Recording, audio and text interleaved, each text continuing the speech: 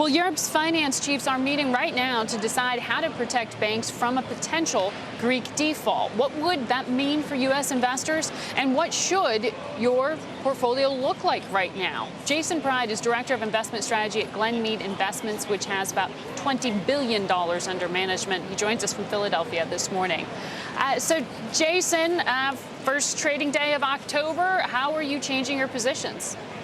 Yeah, we've been staying with a fairly defensive tone right so far, Margaret. This is an environment where equity risk is pretty high. The economic circumstances are uncertain, and I don't think anybody has a good ability to predict what the policymakers are capable of doing.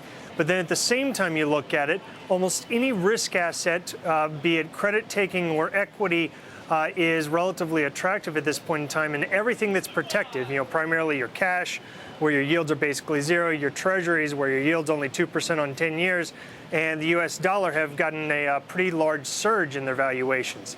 So we think investors have to protect their portfolios, but try not to completely forfeit and throw out of the window their long-term returns by just blindly folding and going into cash and treasuries.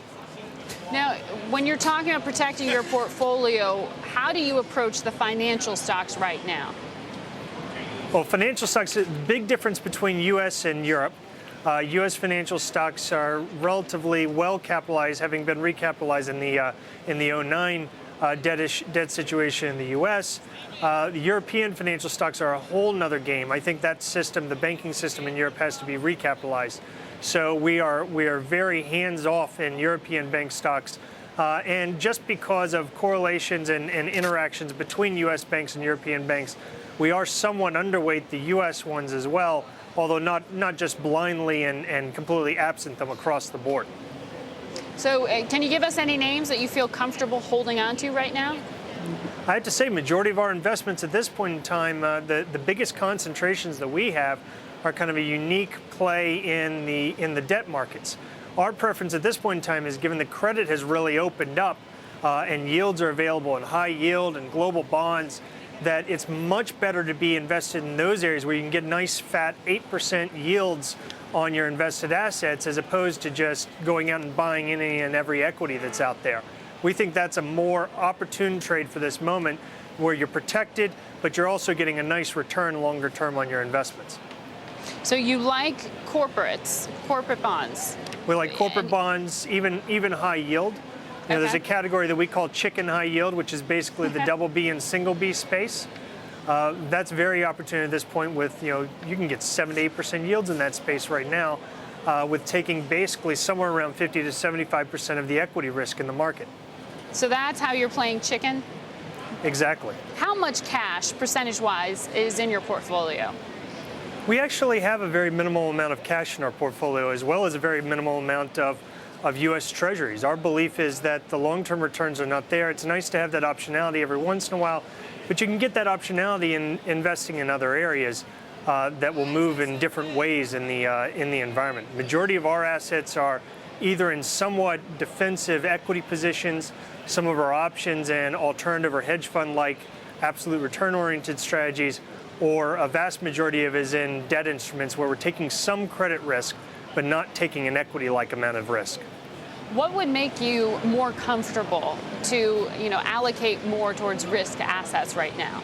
Right. So we've laid out a roadmap for our investors as to what we would need to do in order to get more constructive, and it really rests on three things. We have this U.S. debt debacle that's going on. We have the European debt debacle, and we have a slower economy. Well, we use an internal economic indicator model ourselves that we think gives us a little bit of an early read. If that were to turn up, we'd get a little bit more constructive. Right now, it's continuing to point in the wrong direction. And the other two items really surround those two debt debacles in the U.S. and Europe. We need to see concrete policy actions in the right direction that can be a confidence boost to the average consumer and business owner out there. But what would that be? What would be the confidence booster for you? So in the U.S., that $4 trillion debt deficit deal that would include tax and entitlement reforms, the plan that the S&P rating agency laid out is what they would like to see in order not to have downgraded the U.S. debt. It seems to us to be the right direction. If we see progress moving in that way, we'll get more constructive. Yeah. In Europe, We think the EFSF needs to be fully put in place. We have a couple countries left to agree to it. It needs to be expanded in size. 440 billion euros is not enough. And they need to go after recapitalizing the banks. They need to put out a save the financial system methodology for us. Jason, got to leave it there.